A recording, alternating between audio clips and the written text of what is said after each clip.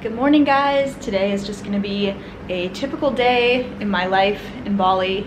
We are taking this little baby out for a spin. I'm gonna put this in the pool at our Airbnb and do a little photo shoot, and hopefully there's nobody down there right now because that could be a little bit embarrassing, but whatever. You gotta do it for the gram, you know? So I'm gonna ride this little unicorn for a while. It's so cute and so huge. So it's actually cool. We rented it from this place in Bali that rents them and delivers the floaties to you, so you don't have to like buy a floatie and then just waste it if you're just using it for a photo shoot. And then after our photo shoot, we're gonna do a little bit of work, and then I'm going to get my hair done. So I'm excited to show you the outcome and take you along for the ride today. Literally the ride. Just me and all the red lights, keep on driving and driving.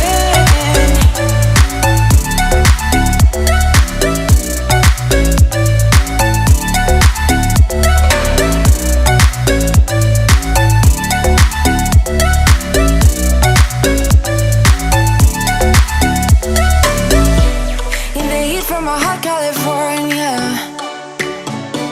I forgot how you looked like in rain. I swear I never thought it would matter if I'm gone by now. All my weakness keep on linger on repeat like it will be my favorite song.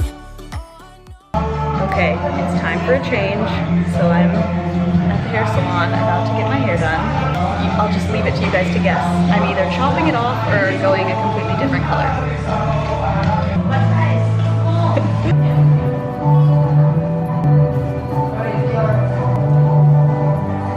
Okay, so I'm done getting my hair done. I also got a brow tint and they seem a little bit intense right now, but they said it's gonna fade, so we'll see how it goes. But anyways, Eric and I just set up. I'm about to do a webinar, but we are in this really cool co-working space here in Bali, so I thought I would show you guys around a little bit. I just paid for one night, but I guess you can pay like by the month if you live here, and there's tons of different rooms. There's even a pool right there, which is so cool, and there's all this like greenery, jungly area. There's like a little coffee area over here, different rooms you can do like whatever kind of work in. But I came here because the internet at our Airbnb is not super reliable, but the internet here is like super fast. So if I hit my goal on this webinar, maybe I'll jump in the pool and get some epic vlog footage. Hey guys, so I am at the beach again. This has been pretty much our nightly routine and I love it. But I got a really good question from one of you guys on Instagram that I wanted to answer in a vlog because I feel like that'd be the best way to do it. So this question was from Dr. Dory22, I'll link her right here. But she said, I want to learn all of your travel secrets, like how you find all of these amazing places at each location that you go to, and tools for better, less stressful travel. So honestly, so I've talked about the fact before that like we don't really plan a whole lot, but I do kind of plan out the places that like I want to go eat at, especially because that's the most important thing for me. So the way that I find really good restaurants, and not just like in terms of food, but especially here in Bali in terms of like what restaurants are going to result in like a really awesome photo, because obviously photos of food are a big part of my business. So the way that I've been able, and I've been having really good luck doing this since I think Cambodia is when I started doing this, but using the Happy Cow website or app. So I just go to Happy Cow and literally just put in the city that we're going to, and it'll pull up a bunch of like vegan and vegetarian options for restaurants. And even though I wouldn't necessarily consider myself a vegan or a vegetarian, those types of restaurants generally have much higher quality food, more like real food options, and what I've found to be true is that they end up being the most like Instagrammable, if you want to call it that, or like the prettiest locations and the prettiest food presentation as well.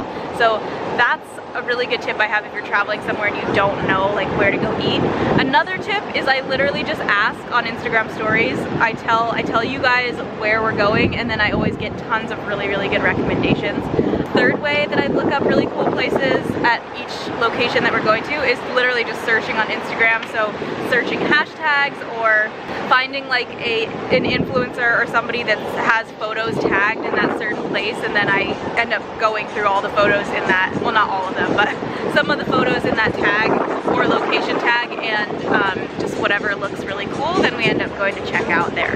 Also, we watch, well, I wouldn't say a lot of YouTube videos, but where Eric and I go, wherever we're going, we usually will like look up YouTube videos on that place so that we have an idea of like the top things to do while we're there. Okay, and tips for better, less stressful travel. Well, that's a really good question. I think the thing is, like, if you have a start and an end date for your vacation or your trip, it's going to be a lot more stressful than if you just have it be open-ended like we do. So I think in that way we kind of are really lucky. I mean, we're lucky in a lot of ways, but that makes the travel like not that stressful, because, and it's also part of the reason why we decided to not really plan too far in advance, is because when we go to a place, we just kind of leave it open to like, well, if we really like it there, we can stay, and if we don't really like it there, we can leave early, and that takes a ton of the stress off of it. So if you have the luxury to not really plan, I would definitely recommend doing that, but I know that's not an option for a lot of people, and if you're really type A, that might not work for you. But if you haven't noticed, or if you're new to this channel, that's not me. Okay, but Eric actually does, sorry, I'm like cutting him off. Eric actually does plan most of what we do actually end up planning is usually on him, because number one, he cares more about like the photos, because he's a photographer, and so he cares more about the photos, and also I just don't really want to worry about like planning where we're going. So do you have any tips for how you do that? Yeah. Cool. I do. He does, you guys. So I typically start on Google, just do a search wherever we're going, and then go to the image tab and see what comes up, and scroll through there, and whatever's beautiful, I try to find the name of it. And usually it's pretty easy to find on the internet if you just dig hard enough. But I'll just make a list of like all the things that I find on a Google search, and then start looking at locations, see what's near where we want to go, or if there's anywhere that Amy wants to go, I'll make sure that like those places are near there. And then next, I'll usually go to Instagram and then search the location tag, and then look at the top photos, and also scroll down a little bit. I usually don't go down super far. I usually just look at the top photos, because usually those are the most popular and the most beautiful photos. And also 500 Pics is a photography website or app that I use a lot, and I do the same thing. I'll search for a location, and that's pretty much it. Good idea. And then in terms of like the places that you stay, I think it's kind of, I mean, we've had some really good luck and some pretty bad luck, but I think honestly the best thing to do is not judge by the pictures of what the places that you are thinking about staying, and whether you're using Airbnb or Agoda or something else.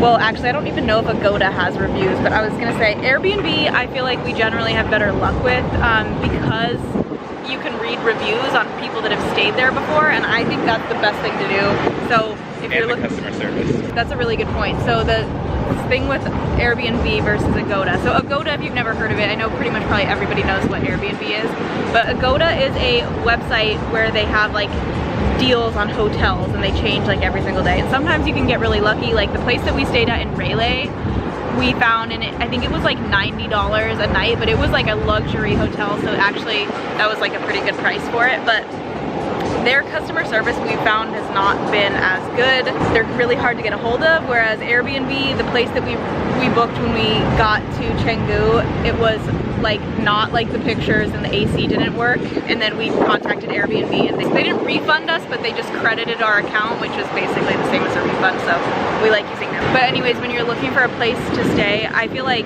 reading just the reviews on everything, but also reading the reviews if people say, this is a good thing to look for too, is like if it's in a good location. I think if you're not, I feel like unless you are in Bali where it's like super common to rent a motorbike to take you everywhere, it's so important, like the places that you do end up booking when you're traveling, it's so important that they are close, like walking distance to at least like a couple restaurants, because otherwise it's gonna be kind of a pain in the ass to like find a ride every time you want to go eat somewhere. We found that it to be true like when we were in Bangkok. Now if we were to go back to Bangkok, I feel like we would know where to stay that would be like walking distance to a couple restaurants, because like trying to take a taxi every time you want to go eat is like such a pain in the ass because there's so much traffic. So that would be my other tip, is just wherever you're staying, make sure it's in a good location and read the reviews. And one more mindset tip about just having a less stressful trip would be just know in advance that like shit's gonna happen when you're traveling that you have no control over. This is a good example, more recent, that I haven't talked about anywhere before, is that the place that we went to go eat last night at dinner, even though I ordered something that I thought I totally would have liked, I think it was like a cauliflower rice bowl or something, it came out and it was disgusting. And so I tried to ask them if I could like get something else, and they were like, well, you can get something else, but you still have to pay for this. And I was kind of like on the verge of getting kind of bitchy about it, but then I was just like, whatever. If like in the United States, obviously that would be horrible customer service and they would totally let you just exchange it and not have to pay for it. But here it's different, and so I just didn't freak out about it. I was nice about it. I paid, and then we just went and ate somewhere else. It's like you can totally let yourself in that situation get mad about it and like pissed off, but then it's gonna ruin probably your whole night, and it's just really not worth it. So just go into things with an open mind and know that shit's gonna hit the fan. But most of the time, if you just keep a positive attitude and you stay nice, good things will end up happening. Okay, so I wanted to update you guys on our travel plans and tell you where we're going next, because I think I've only mentioned this a few times on Instagram, but we're in Canggu this is our last night here. Tomorrow we're headed to Nusa Penida, which is an island off of, oh my god, the puppies here are so cute, which is an island off the coast of Bali. It's really beautiful. We're gonna be there for about 3 days, and then we're spending the rest of the time that we're here in Bali in Ubud. So that'll be really fun. It looks beautiful. It's less beachy there, but like there's like rice fields and stuff, so I'm excited about that. And then after Ubud, we are headed to meet my parents in Paris, which I'm super excited about. We're gonna be in France for about a whole month, I think, yeah? Yeah, so we're gonna be in France for a whole month. We're gonna be road tripping. My mom is gonna, not really road tripping, but we're gonna be driving around like to the southern part of France. My mom is planning the whole thing. And then after that, we aren't 100% sure yet. We're either going to head to Spain or Italy. If you guys have recommendations, let me know. We've actually both, have you been? You've been to Italy, yeah. We've been to both before and absolutely loved them both, so I feel like we can't really go wrong.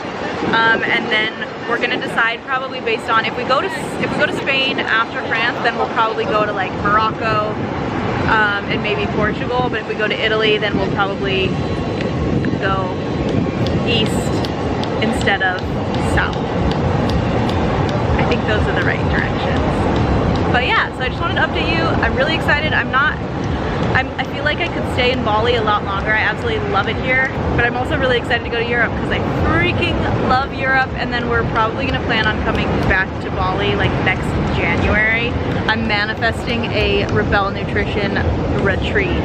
So if you're into that, let me know below.